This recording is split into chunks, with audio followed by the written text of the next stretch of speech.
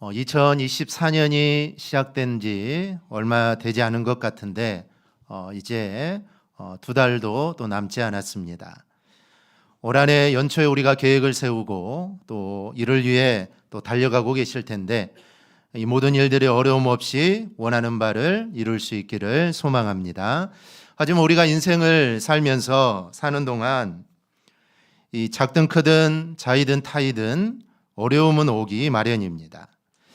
고난은 내가 잘못해서 오기도 하지만 나는 아무 잘못도 없고 오히려 열심히 잘하고 있는데도 이 고난이 오기도 합니다.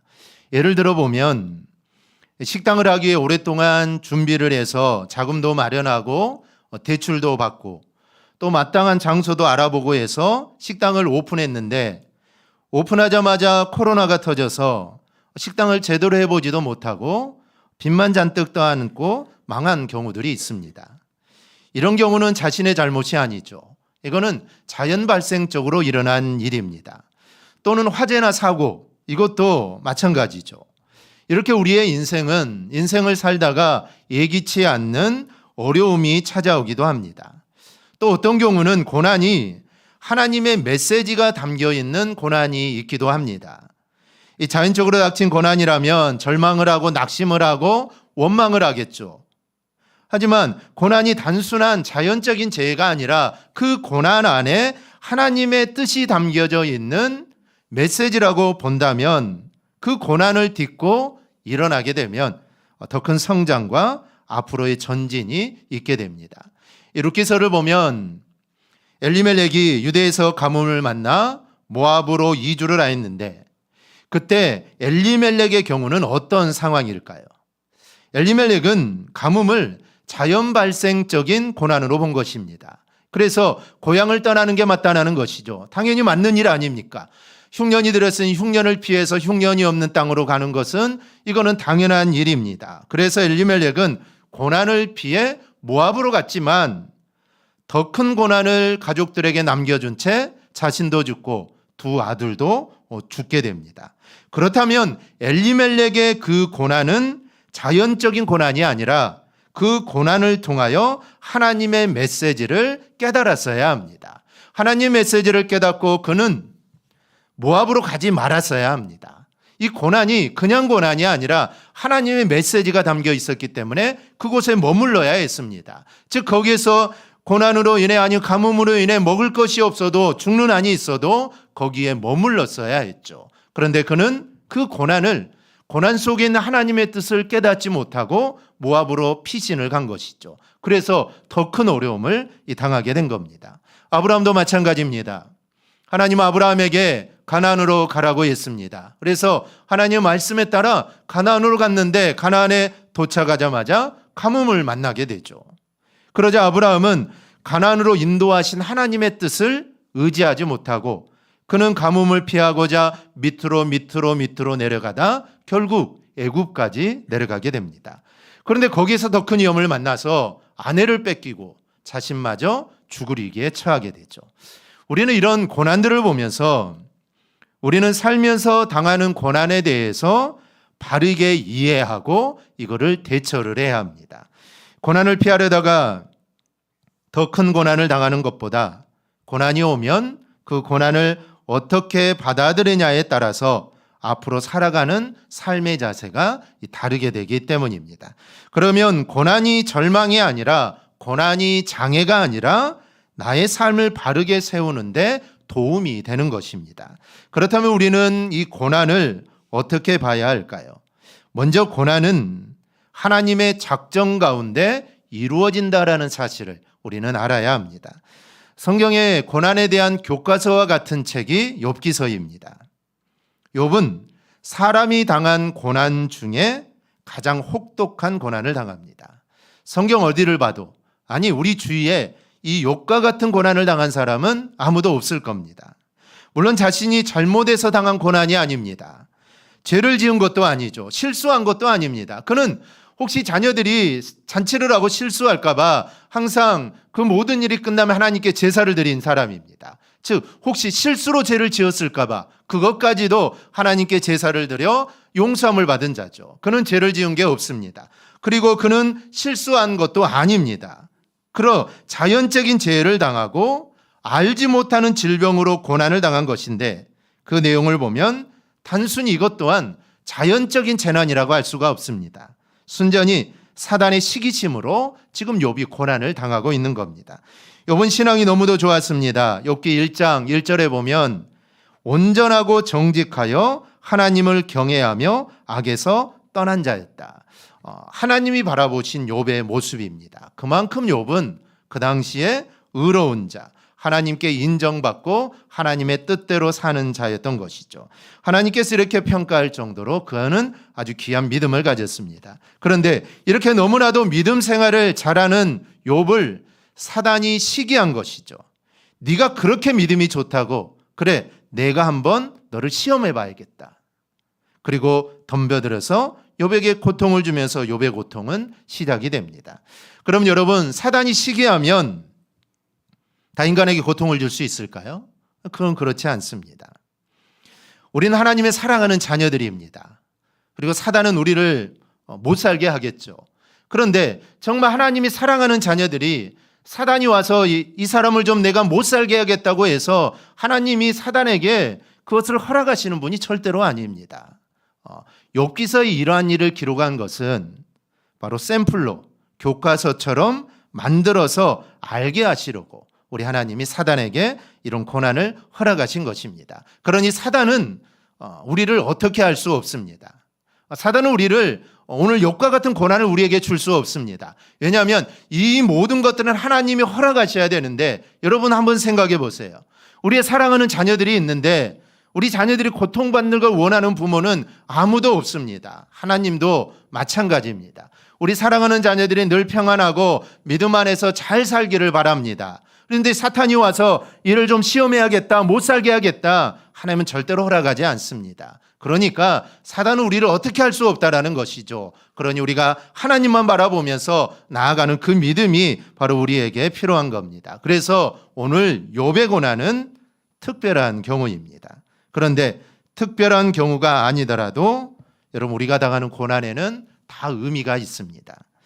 사단이 주는 고난이나 아니면 하나님이 우리를 단련하시기 위해서 주시는 시험이나 아니면 내가 잘못해서 당하는 어려움이나 여러분 다 의미가 있습니다. 그 안에 하나님의 뜻이 담겨 있다라는 것이죠. 그래서 우리는 고난을 그냥 내가 재수 없어서, 내가 운이 없어서 내가 이런 어려움을 당한다라고 생각하지 말고 그 고난 속에서 하나님의 뜻을 반드시 발견할 수 있기를 바랍니다. 그러면 여러분, 우리의 믿음은 성장합니다. 그런데 고난 가운데, 어려움 가운데 하나님의 뜻을 발견하지 못하고 무너지고 쓰러지면 우리의 믿음은 주저앉게 됩니다. 그러니 나에게 어떤 어려움이 오더라도, 아니 나에게 죽을 병이 오더라도 그 가운데는 분명한 하나님의 섭리와 뜻이 있습니다. 그래서 그것을 발견하고 나아간다면 내가 그 질병으로 아니면 그 고난으로 내가 죽는다고 하더라도 우리의 믿음은 한 단계 성장할 것이고, 하나님 앞에 섰을 때 우리는 하나님으로부터 큰 칭찬과 상급을 우리는 반드시 받게 될 것입니다. 여러분, 교회 오빠라는 책 읽어보지 않았습니까? 다큐멘터리를 아마 보셨을 것입니다. 그 고통 속에서, 그 어려움 속에서 그 집사님은 하나님을 절대로 원망하지 않았습니다. 왜냐하면 그 암 속에 하나님의 뜻이 있다는 것을 그는 발견하게 된 것이죠. 그래서 오히려 그 고통 가운데, 그 어려움 가운데 감사하였고, 그 어려움을 이겨나가면서 그는 하늘의 소망을 두고 자신의 어려움을 사람들에게 증거하며 믿음 안에서 그는 끝까지 승리하다가 결국에는 하나님의 부르심을 받게 됩니다. 어느 누가 그 사람에게 실패했다고 하겠습니까? 여러분, 그 집사님은 실패한 사람이 아닙니다. 그분은 성공한 사람입니다. 믿음 안에 승리한 사람입니다. 여러분, 죽음이 중요한 게 아닙니다. 죽고 사는 게 중요한 게 아니죠. 내가 어떻게 살아가느냐가 여러분 중요합니다. 그래서 그 집사님은 승리한 사람이죠. 그 고난 안에, 우리가 당하는 모든 고난과 어려움 속에는 반드시 하나님의 뜻이 있습니다. 그래서 우리는 그것을 발견하고 하나님의 뜻대로 나아가면 됩니다. 그러면 우리의 믿음이 성장하게 된다라는 것이죠.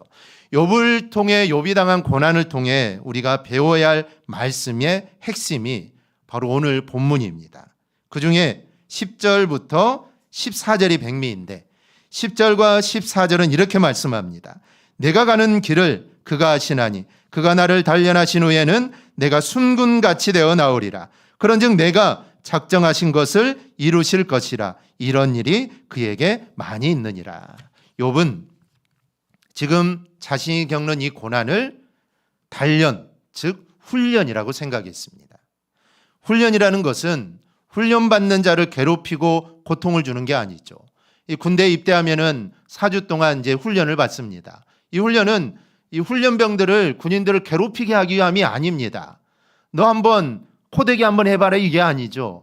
훈련은 그 훈련을 통하여 목적이 있는 것입니다. 무언가를 이루기 위해 4주 동안 기본 훈련을 시키는 것이죠. 욥은 마치 뜨거운 불의 재련 과정을 통해 순금이 나오듯이 지금 불과 같은 하나님의 훈련을 통해 하나님 앞에 보다 귀한 일꾼으로 서게 된다는 것을 욥은 믿었던 겁니다. 그래서 욥은 고난이 자신을 향한 하나님의 작정이다라고 이렇게 고백을 하는 겁니다. 이사야 55장 8절에 보면 내 생각이 너희의 생각과 다르며 내 길은 너희의 길과 다르다라는 말씀이 있습니다. 우리는 내가 나를 잘한다고 생각하죠. 하지만 사실 나를 잘 모르는 게 납니다. 어떤 경우는 내가 왜 이러한 행동을 하고 있는지 모를 때가 있죠. 또 어디로 가야 할지, 또 내 안에 제거돼야 될 것이 무엇인지 우리는 잘 모릅니다. 그러면서 신앙생활을 하죠. 참 이게 없으면 참 좋겠는데 다른 사람들은 다 아는데 자신만 모릅니다. 내가 나를 잘한 것 같지만 사실 나는 나를 잘 모릅니다. 그런데 하나님은 나를 너무나도 잘 아신다는 것이죠. 그리고 나를 사랑하십니다. 그래서 내가 잘 되기를 바라고 계십니다. 그래서 하나님은 내 안에 있는 죄 그리고 내 안에 있는 부족한 부분들을 제거하시려고 시험을 주실 때가 있습니다. 그러면 우리는 그 고난을 통해 하나님의 뜻을 깨닫고 그것을 잘 이겨나가야 합니다.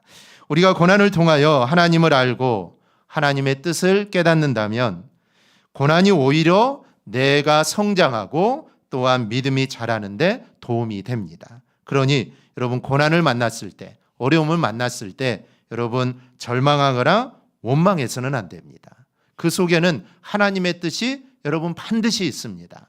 하나님의 뜻이 없는 게 없습니다. 이 세상에 일어나는 모든 일들에는 하나님의 섭리가 있습니다.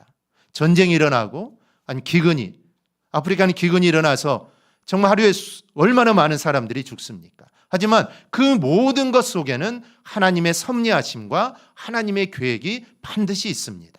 세상에 일어나는 모든 일에는 그냥 우연히 일어난 일은 단 하나도 없습니다. 하나님의 섭리와 하나님의 계획과 하나님의 운행하심이 있다라는 것이죠. 그러니 내가 당하는 고난에도 하나님의 뜻이 반드시 있습니다. 그러니 원망할 것이 아닙니다. 그 속에서 하나님의 뜻을 찾아서 우리의 믿음이 자라는 기회로 삼기를 주님의 이름으로 축원합니다. 둘째, 성도는 고난을 통해 영적으로 한 걸음 더 전진할 수 있음을 알아야 합니다. 사람은 누구나 고난을 두려워합니다. 그래서 재난을 당하는 것이 두려워서 부적을 몸에 지니고 다니거나 집과 물건에 이 부적을 붙여두는 경우들이 있습니다. 그만큼 인간은 고난을 두려워하고 고난을 당하면 무너지기가 쉽습니다. 그런데 우리 그리스도인들은 여러분 고난을 두려워할 일이 아닙니다. 욥은 고난 중에서 깨달은 게 있습니다. 19장 25절에서 26절인데요. 내가 알기에는 나의 대속자가 살아계시니 마침내 그가 땅 위에 서실 것이라. 내 가죽이 벗김을 당한 뒤에도 내가 육체 밖에서 하나님을 보리라. 욥은 고난을 통하여 나의 구속자가 살아계시니 후일에 그가 땅 위에 서실 것이다 라고 이런 사실을 알게 되었습니다. 욥은 이렇게 생각을 합니다. 내가 고난을 지금 당하고 있으니 나는 아마 죽을 것이다 라는 것이죠. 나는 죽게 될 것인데 그러면 지금 내가 당하고 있는 이 고난이 내 잘못이 아니다는 것을 누군가는 좀 알려주었으면 좋겠다라는 것이죠.